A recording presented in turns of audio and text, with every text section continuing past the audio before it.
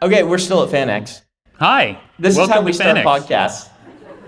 Isn't that great? Sometimes we will say, okay, I've got a title, and then we will start that way. Do we have a title? Well, I just said Rancid Underbelly. Can we use that? Yes, you can. All right. Watch the B-roll for that. No, don't. It was terrible even. Yeah. All right. So we're still at FanX. Thank you guys who came out to see us. Speaking of B-roll, can that be your new nickname? Ooh. Oh, wow. That's totally my hip-hop name. Yes. Oh, man. That's a great hip-hop name. Intentionally Blank featuring B-roll and who am I? You're the egregious colon. B-roll and the egregious colon. This is our nickname for him in college, one of many, because he didn't know what a colon was. No, I knew what it was. I just mark. overused them. Yes. Egregiously. And so he basically probably only did it like twice that there was a colon or whatever. But you know how things become memes. They were all over. Okay. I would put M dashes and colons, and my sentences were structurally impossible. So we nicknamed him the egregious colon. So no longer are we ice cold and lukewarm. We are now B-roll and the egregious colon. Oh man. That I find that way too amusing. We need to move to another topic before I keep embarrassing myself. Dan, you have another food heist. Food heist! I do have another it. food heist, okay? This is actually one that you sent me from Reddit. Yep. Which means, is it one that somebody... Yeah, I pasted the username at the top of that. In the email? So, yeah, in the email. So you can shout out the... Bandicoot81. Bandicoot. Hey, Bandicoot81, thanks for sending this in. So this is an amazing food heist, actually, if I can find it. Thieves stole 25,000 pounds, meaning the dollar, not the weight, of mouthwash and gum in Lincolnshire, England. And my first thought was, back to another Mark Rosewater reference, is gum food? Yes, is gum food? To which my answer is, I don't care. What did Mark actually say on that? Well, his answer was the kind of gleeful imp of, I will never give an answer. The argument is more interesting to me. Okay. Which is why I don't care. There's a magic card that is tougher if you're eating while you play it. And so someone asked him to rule on if gum was food. Yeah. If you have food in your mouth while you play the card, it is stronger or something. Mm-hmm. So anyway, it's two men come in a truck, and they use an angle grinder to get through, and then they sneak in and they steal 25,000 pounds worth of gum and mouthwash, which I love. And here's the best detail.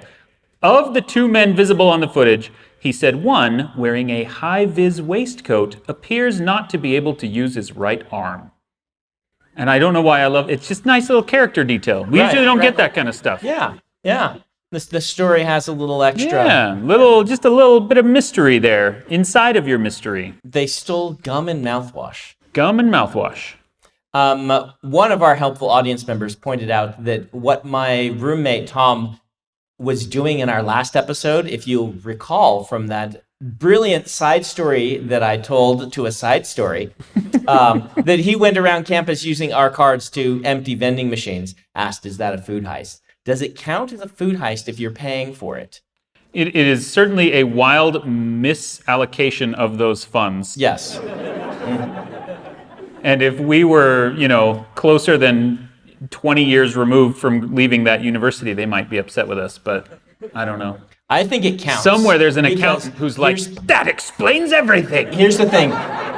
The plan was put in place. He came to us with a plan. It required a team.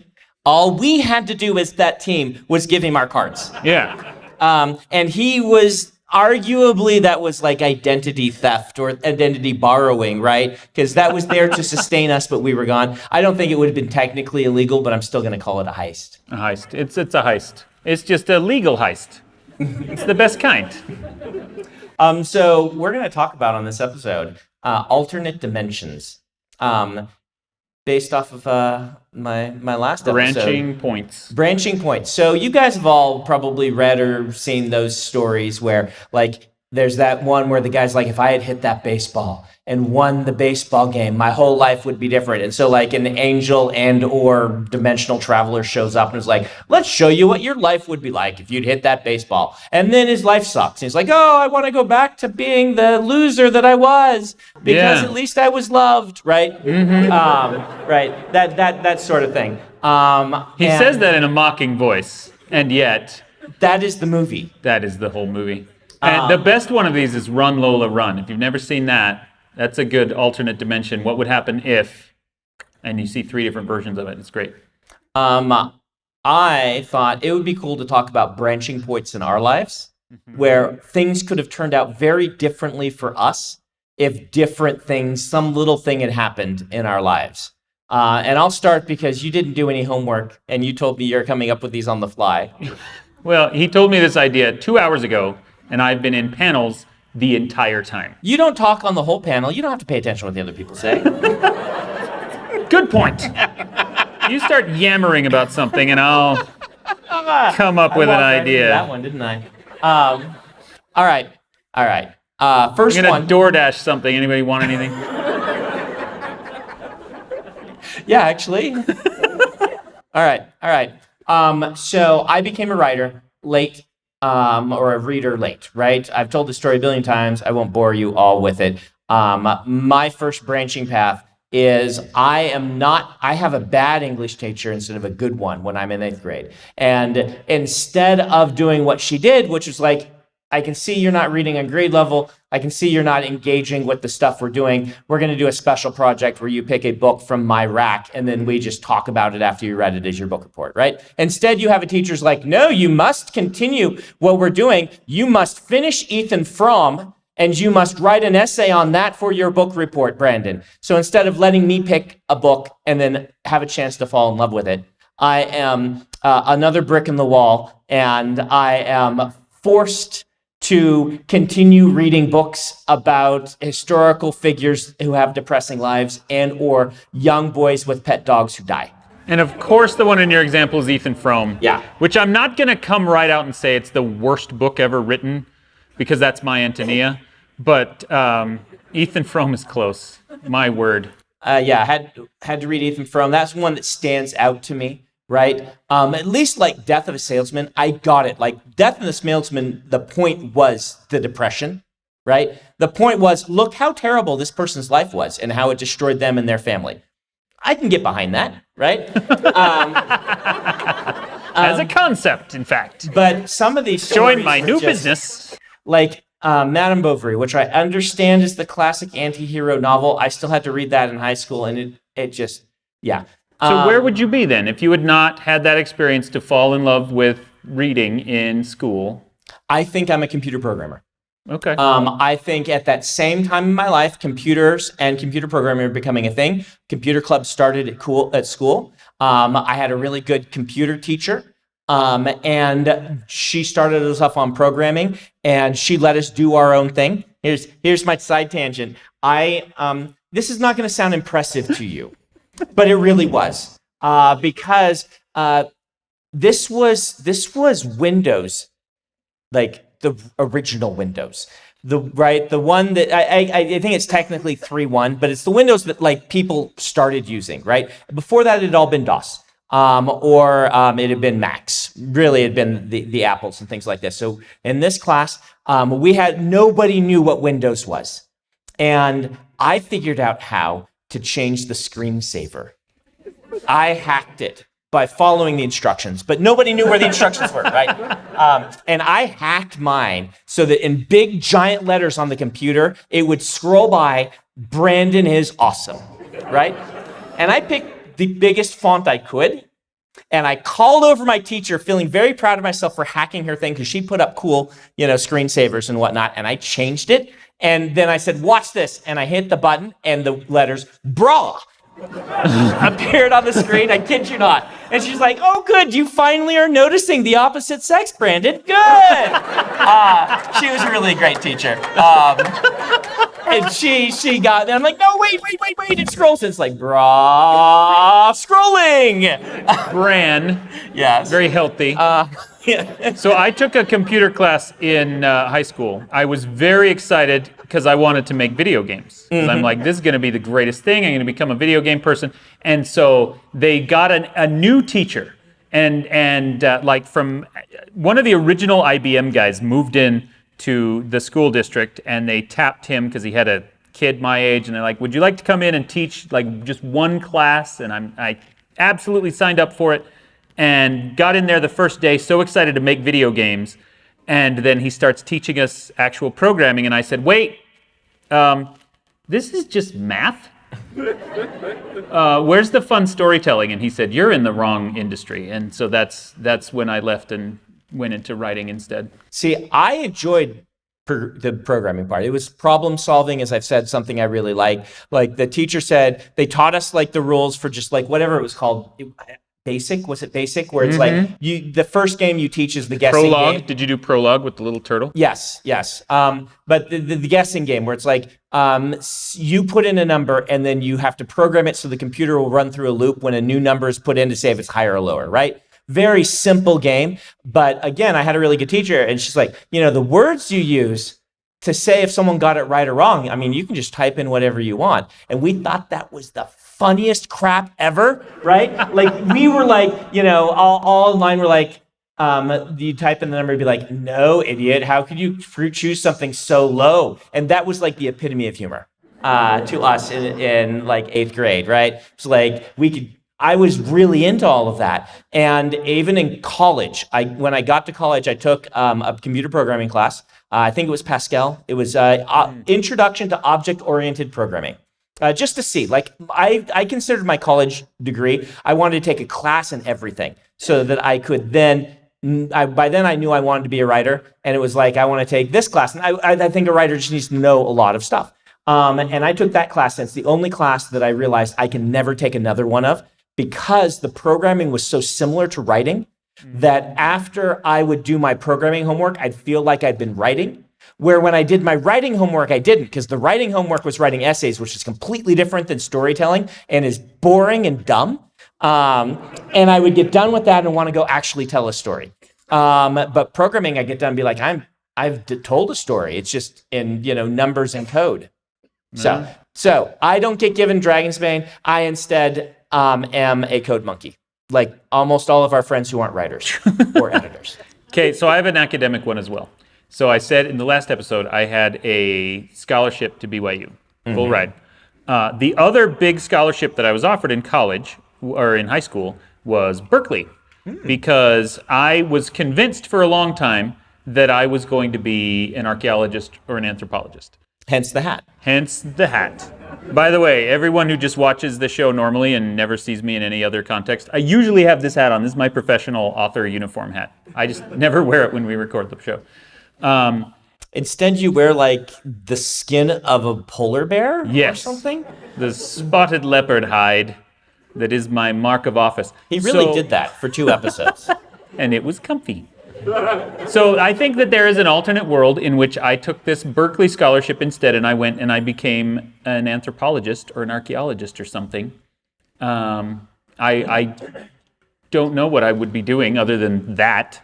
I don't know what careers there are in that sort of thing. Do you think you would have gravitated toward academia? Did you like staying in college? Would you like getting advanced degrees? Would you enjoy teaching? I think so, because I do so much teaching now and public speaking and stuff. I think it would have been very easy to fall into that. However, during the brief period, because even at BYU, my first year, I was an anthropology, archaeology double major. And I loved all the on-site stuff as well. And so I could kind of see myself doing that, but I genuinely don't know. Yeah, I was a biochemistry major my freshman year, but that was not because I wanted to be a biochemist. It's because my mom convinced me that if you put that on as your major, you will get more scholarships. My mom is a very pragmatic person we've talked about before. She's like, if you say writer, no, they're not going to give you any scholarships. No one's going to pay for you to go to school. And then the problem is, when you put biochemist on your application, I did get scholarships, which I then lost, but I did get scholarships, but they put you in the biochemistry classes. What? Who knew, right? Doesn't make any sense. She really wanted a doctor, and I was good in my science classes in high school. But no one warns you, science in high school is all about the teacher keeping you entertained. Like, that is half of high school. Like, can we entertain these kids in a way that makes learning engaging? And so things blow up. Crystals get made. Balloons are filled with helium and explode, or hydrogen and explode, right? Like, all sorts of fun things happen in science classes. And then you get to college and they're like, welcome to math number 2, right? You've had first math. What about second math? Right? And chemistry classes are like, we're going to figure out how many moles of whatever are in this. And oh man. And they wisely, this is another wise thing. When I was a kid, I didn't understand why these classes were so hard. They wanted all the kids who would put biochemistry because of their mothers to understand what it was like to actually be a biochemist. And they wanted you to understand up front. And they were so smart because I took those classes and I'm like, you know how I said last episode? I'm like, that is what happened to me freshman year. And those classes were a big part of what caused that. So. This is also the year where I finally got fed up with stupid essay writing, and I turned in my final in my English class as a detective novel. Well, not a novel. It was like 8,000 words. So it was like 40 or 50 pages or something like that. And it was someone hunting. They'd given me an assignment that was something super boring, right? And so there was the person hunting this. I turned it into a thing where it was like, if you find the secret to, race relations on BYU's campus or something, you solve the mystery. It was. That was the only way that I could write that essay. I was so done. So I had to do a research paper in one of my English classes for Persuasion by Jane Austen. And I did it as a multi-dimension thing. Oh, cool. Like, I broke down the structure of it into, this is the actual plot, this is what's happening, and all the Regency stuff is just a skin thrown on top. And so the whole paper was like, what if it was in outer space instead? What if it was a fantasy novel instead? And I don't know what my teacher thought when she saw that. It's like 50 pages of Dan rewriting Persuasion fan fiction 7 different times. I'm sure we're not the only ones. I'm sure these because this was the honors English class, right? And so I'm sure the honors English teacher is used to kids just having unbridled imagination, and also no concept of how to actually fulfill an assignment. And so that teacher was also a very good teacher. Anyway. Let's do another alternate dimension. Alternate dimension. What have you got for an alternate dimension? I still remember you, Bryce. Do you have a thing? I have an alternate dimension. You have an alternate dimension? Come on up. Let's Come on up. Alternate dimension. But you have to speak directly into Brandon's sternum. Yep. I'm actually going to give you my lapel mics. So come sit in the middle here. Hey, this is a good time for me to ask Dan, the audio man. Does my sound stupid because the mics fell off and I had to re-clip them on? Okay, good. Just on your... I get both? This is weird. This ain't no rinky-dink operation. Where do I do it? Is that yours? Well, these are both. So they're both yours. One's a backup. Oh, in case it goes. Right. Okay. Right. I guess we'll just. But now you'll you're wear each talking one into a and different I'll wear one. the other. And we're Dan, making the life audio man, will so figure hard it out. for Dan. Ha Dan. You'll still splice it in. He'll make it work. He's really smart. He has a real profession. See, now from an audio perspective, this conversation is taking place in 2 separate dimensions. Yeah, it is. Bryce, what's your alternate dimension? Oh, by the way, this is our good friend Bryce. I was in a writing group for years with Bryce until he moved away to get a real job, and then have a fake job on the side as well, because you publish under Bryce Moore, right? Yes. And your newest book is called? Perfect Place to Die. Awesome. It's a cool serial killer historical, and you should all read it. Fantastic writer, fantastic librarian, good friend. Thank you very much. So my alternate history was actually right when I got back from my mission, I took a class from Dave Wolverton that you guys were both in. Were you in that class the same time we were? I thought you always tell me this, and I always say the same thing. Weren't you in the year after? And you're like, no, I was in that year because you remember us being dumb. No.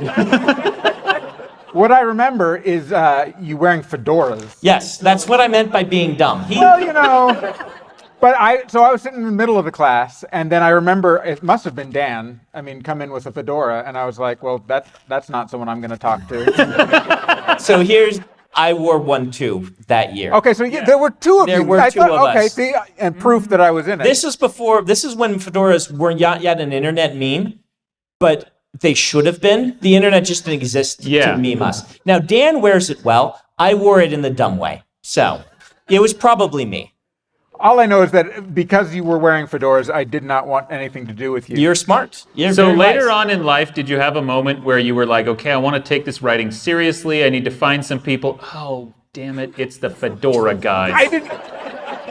Well, number one, I became friends with Brandon before you because I don't know, and you also don't normally have a fedora on. That's true. It's author uniform. But and so then I got into writing, and I also got into magic and all this other stuff. But it was like 6 or 7 years later, and sometimes I wonder. I mean, if I just hadn't been prejudiced against fedora wearers, where would I be today? You know? See, that is a much larger question, though, because that one incident would have been different, and you might have made some good friends earlier. But what about all the other fedora wearers that you wisely avoided? That's true. And if there were an angel that would come down and be like, well, this is what would have happened, Bryce. And, I'm I'm probably dead like 15 years ago. So That class, I actually almost put that one on my list, but I'm like, I've already done a very writing, related one. Some of mine are writing, but they felt too similar. But that class, because we all took it from Dave Wolverton.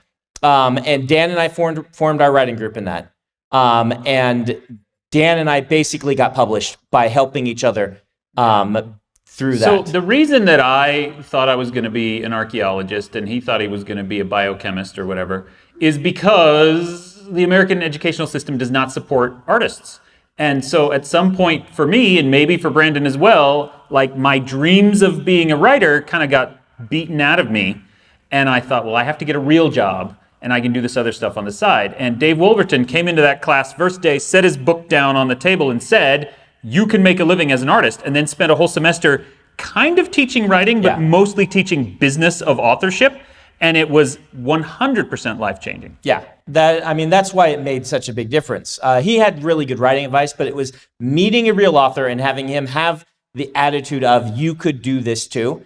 And lo and behold, we did, right? Mm-hmm. Dan and I did, and there are several others. I mean, Bryce, you have become a professional novelist. It's not your full-time career, but you've published on a professional level. It's ironic, though, because Dave helped you guys decide, yes, you can do it. And this is no way a slam against Dave, but I got a B+ in the class, and I decided that was proof that I couldn't do it. I mean, I think Ben got an A, so, Yeah. And he's a programmer now. It was funny because, a couple of years later, I actually talked to Dave about it, and I was like, yeah, I got a B+, so I gave up. And he's like, I didn't know what grade to give people. It was my first time doing it. You should have come talk to me. So I should have talked to the Fedora people and actually gone up and grade grubbed, I guess. I don't know. Yeah. No, I went and talked, I was intimidated by Dave, but once I went up and said, hey, I have a question. And he's like, oh, good. And he took me to the office they designed. He's like, I never get to use this office and he sat down and he just talked forever about, it was about going to conventions and things like that. He was really there to just try to help us. And being a person who now teaches that same class, I approach the class. I say, you're all going to get A's. The program told me I could give you all A's unless you screw up. And by screwing up, I mean not turning in your assignments, right? Because nowadays they have to, there's 200 or 300 people who apply and the top 15 get in. And I'm like, you got into the class, you already got an A, right? You already, as long as you do your work, you will, I grade it quantitatively, not qualitatively. It's just like a checklist. It's pass fail, basically. Okay, so speaking of Dave Wolverton, I actually have another branching point in alternate history. You ready for this? Mm-hmm. So one of the things that Dave did is he formed a little production company. And he eventually ended up doing some movie stuff for Rune Lords and things like that. But he had me and a handful of other people basically doing story pitches and that he would then take to his Hollywood agent, and nothing ever really came of them. But one of the ones that I did, and Ben was on it, and I can't remember who else, there were like 3 of us, we did a pitch that was called Death's Apprentice. And this was about a year before Dead Like Me came out. Which is an HBO show, I believe, or Showtime. Yeah, I think it was Showtime, but it was Death's Apprentice. It was our show. And I don't actually believe, and I am not claiming, that they found our pitch and stole our idea. I don't think that's true. But because we actually did an episode about this, there's a lot of kind of simultaneous generation of ideas all through Hollywood. But I would love to see an alternate history where my version of that show, instead of Brian Fuller's version of that show got made, that would be really interesting. And then I end up in TV instead of novels. So And I have a drug problem.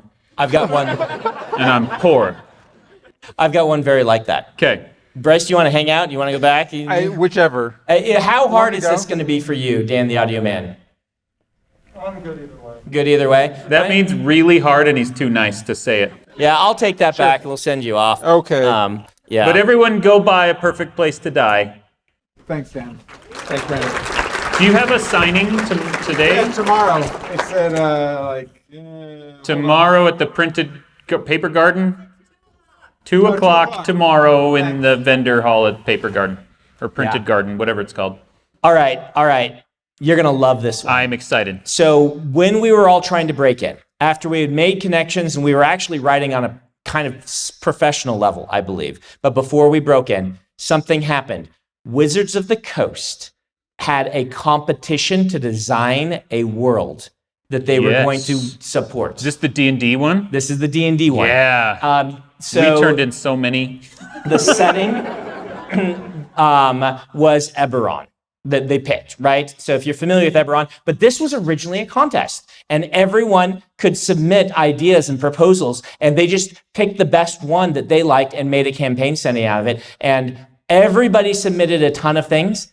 And I wrote up and did not submit one using Roshar, Stormlight Archive. Oh. Because I did the whole thing, I wrote it up, and I'm like, this just does not work as a campaign setting. I don't feel like it fits D&D. You guys, you submitted like 30, I remember, or something like that. Yeah, Eric Ehlers and I did. Yeah. Definitely double digits. And so I had, because I was writing Way of Kings at that point. So I'd already done all the world building for the Stormlight Archive, and I almost submitted. Now, I don't think I would have gotten chosen because I don't think it actually would have made a good D&D setting in the way they were looking for one. I still think it would make a great role-playing setting. I think we could make one. Don't get this as a like me saying, I think you will eventually get a Stormlight Archive role-playing game. But I just didn't think it was what they were looking for, and so I did not submit it by the deadline, but I had it ready. So my branching point is I send it in, and they decide to pick it up, and my first publication, and indeed the Stormlight Archive, becomes a D&D campaign setting. Instead. Nice. So there's orcs in it now. No. Maybe that's what they were looking for. Like mine didn't have orcs in it, right? And that's part of why I didn't submit it. Like the one they picked is a different flavor of D&D, not a completely wacky new thing with giant craps. So in this alternate version of history, you become a game designer. I become a game designer. You move up to Renton. Yep. Work at D&D for a couple decades. With the Eberron guy who eventually just went solo, did some stuff with Wizards of the Coast. Keith Baker. Yeah. So in this alternate version where your thing got picked, Keith Baker now is a multi-millionaire, super-selling fantasy novelist. Yes. You switch places with him. Writing campaign settings and things like that. Yes. Nice. I like this one. Yeah. I've often wondered, like that's one I've wondered, I'm like, what would have happened if that would have gotten picked? Stormlight Archive would have, like, I think I may have still written the books, but they would have been deeply D&D influenced instead. Maybe I wouldn't have even written the books. Maybe I would have been like, Wizards owns this IP, right? Like, maybe I wouldn't have committed to it. It knocks a huge pillar out of the Cosmere. Yeah. Yeah, that would be interesting because, like if you imagine all the Stormlight books coming out, but like as, right for hire stuff for an IP not owned by me. Wizards of the Coast, and they're all 70,000 words. Yeah. Yep. Yep, they're 1/4 the size. Mass markets. Mm-hmm. That would be great. I would love to see that. All right, do you want me to do another one, or do you have another one? Well, I'll just say I several different times have applied for work at Wizards of the Coast, and on 3 different occasions have tried to write for them. And every time they're like, okay, this is great, we're going to do a thing. I was going to write a magic novel one time. They were going to do one of my novels. More recently, I wrote this big thing for Magic again. And then every time something has stepped in and ruined it. So like they brought me in to do some magic novels years ago. I want to say this was 10 or 12 years ago. And I had some really cool pitches that I still think would be great.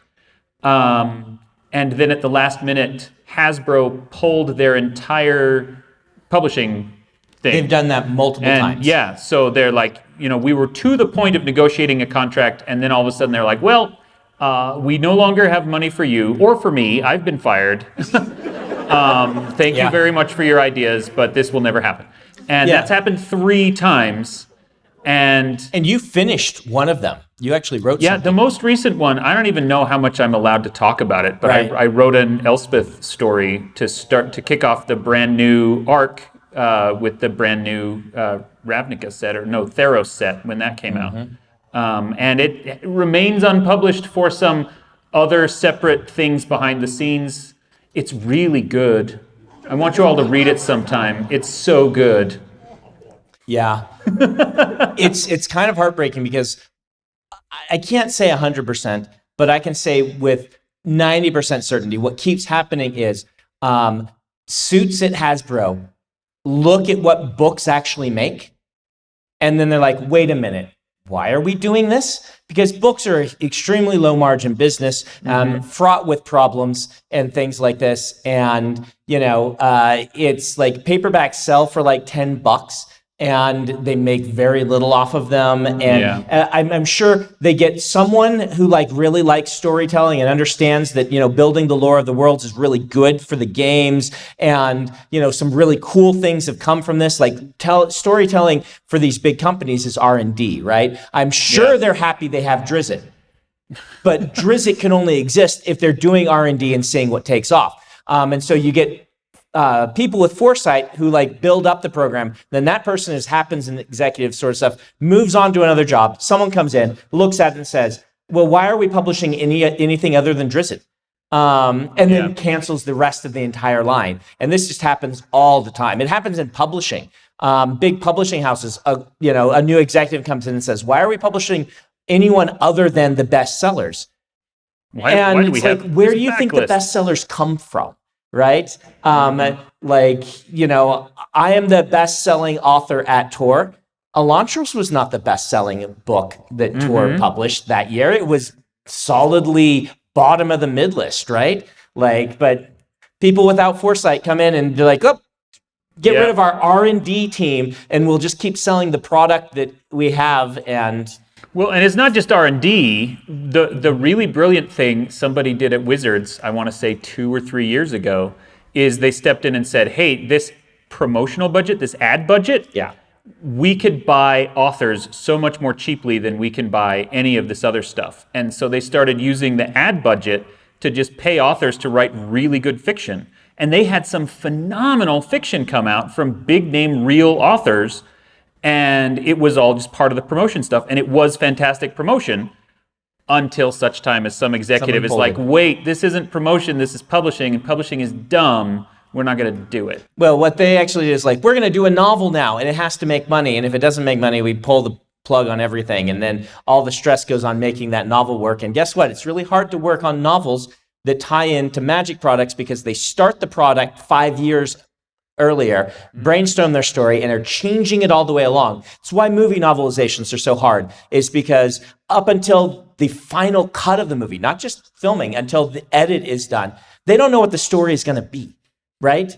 And it's even worse in Magic. They're redesigning the cards, taking out cards, adding characters, taking away characters, and they're so either the novelist has to be able to do it in 2 months and have a print book out, or they start early and then have to revise it, or they just have it not in continuity. This Elspeth story that I wrote that was the final pass. Was okay, everything's good, we're happy with it. Let's make sure that it still matches the set. And so the editor and I had to go through the set and make sure like that they hadn't changed a creature type for game balance purposes, and now suddenly one of my characters was a merman or something. And I love working with them, and it's really great. I don't want to bash Wizards. I kind of want to bash Hasbro, but Wizards is wonderful. So, All right, you're gonna love this one. okay. All right. I'd have to go look at what the year was. I want to say late 2000s, early 2010s. Okay. I got a DM on Twitter from Notch, Notch. who made Minecraft. Oh. And he said, hey, we're going to add a splash screen to the end of Minecraft after you kill this dragon thing. Do you want to write that? And I said, honestly, Notch, I haven't played your game. I know it's really big on Reddit. I haven't ever played it. So it would have been like one day of work, and I could have added something to Minecraft, which would have changed. They were going to like, they may have paid me, but I don't know. Minecraft was not the thing then that it is now. It was just like, he's like, hey, you write fantasy. Everyone suggested that you'd be a good person. Do you want to write this thing? And I think it was Notch. It might have actually been like a marketing person or something like that, right? It's a better story if it's Notch, so pretend it is. Totally Notch. I mean, Notch he's a little too active on social media. We'll leave it at that.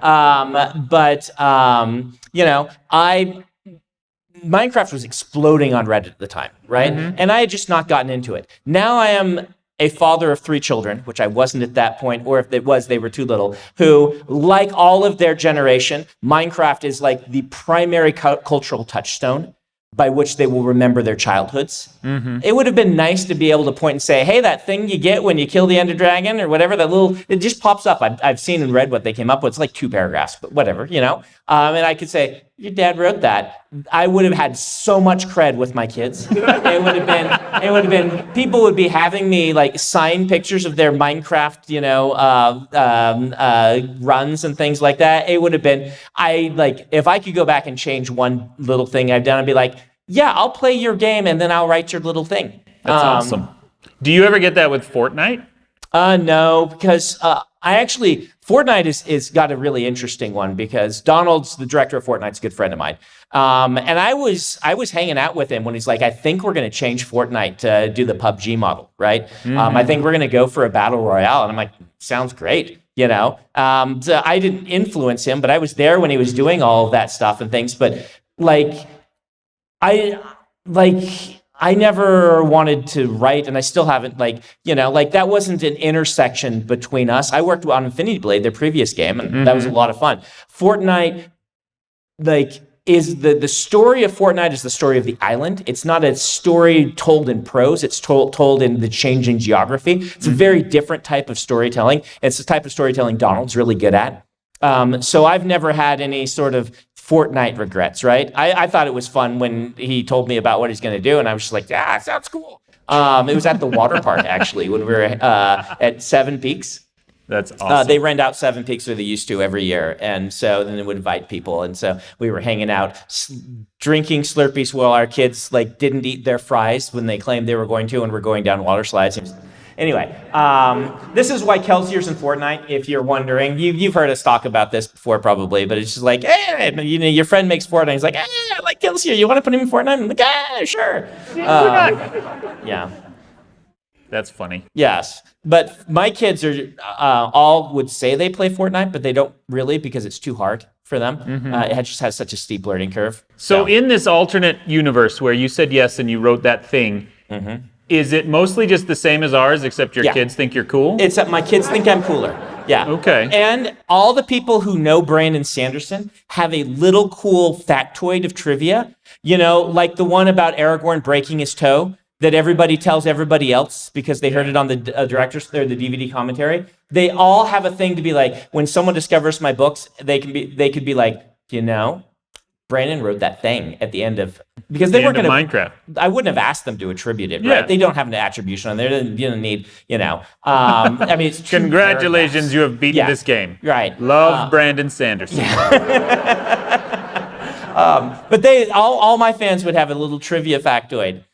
Like the Ken Jennings one, right? Like that's people's favorite. Like Brandon's roommate in college was Ken Jennings. Now you could be like, now you can say Brandon almost wrote the thing at the end of my, not even the now, end. Now, all of you live in that alternate dimension. Yeah. Where you have a little dumb fact you can tell all your friends and bore them to death with it.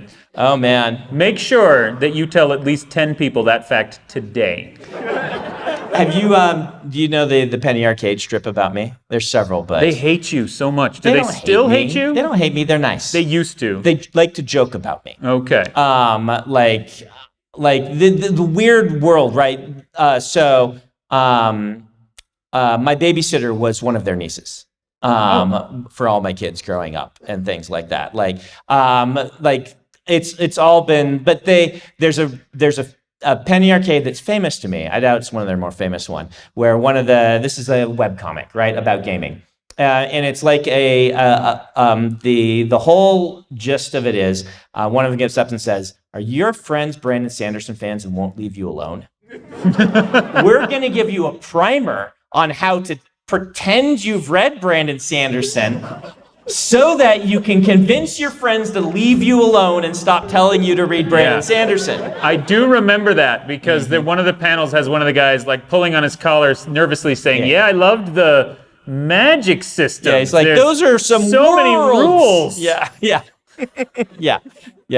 So that reminded me of my fans annoying people with facts about my books. So, yeah. Awesome. It's claim to fame. Penny Arcade made fun of me, right? For a while, that was real street cred. I don't know if it is anymore. PAX is more popular than Penny Arcade is, I think. PAX is the convention that they started. All right, you got another one? Do you want me to do another one? What do you want to do? Okay, so when you said this is not as interesting maybe, but I remember one time driving to Mexico soon after I was married, when my wife and the other friend in the car were fast asleep and I was trying to pull around a truck, and I was just tired enough that I stayed in that lane way too long against the oncoming traffic, trying to get around this truck before I pulled back into my lane. I was literally like inches away from just a head-on collision and dying in a giant fiery crash outside of El Paso. And that is a big branching point. That is. Well, it's a Where would I be in that world? Of a branching point. Yes. You'd be up here doing a podcast with the Minecraft guy. I don't know. No, I would not. With Keith Baker. Yeah, from Keith Eberron. Baker. There you go. Wow, who would I do a podcast with if it weren't you? I don't know. Not Bryce. He lives in friggin' Maine. Yeah, it would be Bryce if he lived here. Bryce moved to Maine. Like an idiot. Bryce was not long for Utah. We knew from the beginning that Bryce would only live near us for a short ephemeral period of time. I'm going to say that after I die in a horrible crash in Texas, that you are too overcome with grief, despair to continue as an author. And so now you're doing a programming podcast with Ben instead. Oh, man. Ben is just going to love these last episodes where we reference our Ben. All right, let's do one last one. Okay, let's do one more. And it's kind of one for both of us, because I think you'll have an idea very similar to this. Okay. One branching point I thought of is, what if books that I had written that didn't take off did and became the defining part of my career? Mm-hmm. So, for instance, for me, it'd be the Alcatraz series. The Alcatraz series, by metrics in the business, it sold very well because my name's on it, right? But by metrics of a Brandon Sanderson novel, it is not sold very well. Mm-hmm. There was a time in my life where Mistborn had a terrible paperback cover. I've talked about this before, and was flopping hardcore, right? Launcher sold 10,000 copies in hardcover. Mistborn sold 8,000 in hardcover. Hardcover cover was good. It was just natural sort of, it was not a sequel, and it was, people had given me a chance as a newbie author, and on your second book, you just don't have that sort of halo effect. Mm-hmm. And so it sold a few copies less. Not a big deal, but then the paperback came out, and it just flopped, selling nothing. At the same time, I just sold Alcatraz for a pretty big deal at the time. It was $40,000 per book, which was a big deal because that was the first time like I got a real salary's worth out of a kind of real salary's worth. I mean, once you take out agent fees and self-employment tax Just incidentally, I remember at this time, we were kind of going back and forth. Yeah. Like he sold first, Yeah. and then I sold Serial Killer for more, but then he sold Alcatraz for more. Yeah, but then you got your German. But then I got my German deal, which was the best deal either of us had ever gotten. And then about 2 weeks later, he got Wheel of Time. And at that point, it was, like in Super Mario Brothers, when you jump on the turtle enough times, it runs out of numbers. The number of extra lives you have gained can no longer be expressed in numbers, and it's a triangle. He has triangle money now. So there's no longer a competition between us. But anyway, continue with your tale. Well, I think there's a world where we don't convince Tor to repackage. It's a dark dimension. And Mistborn dies on the vine. They don't even publish the third book because sometimes that happens. And Alcatraz takes off, and I am a middle grade author. And you're now middle grade. And I could imagine Night of Blacker Darkness selling and taking off, or even, your epic fantasy, the Tivneri book. Maybe. I think the more plausible one for me is actually more recent because I had a trilogy flop, my Cyberpunk series, the third book, Active Memory. Which is really good, by the way. Great, but it was not a good fit for Harper Teen. They didn't really know what to do with it, and it sold very poorly. And the third book is a huge flop that kind of tanked my career, and I could not sell a manuscript for 3 or 4 years.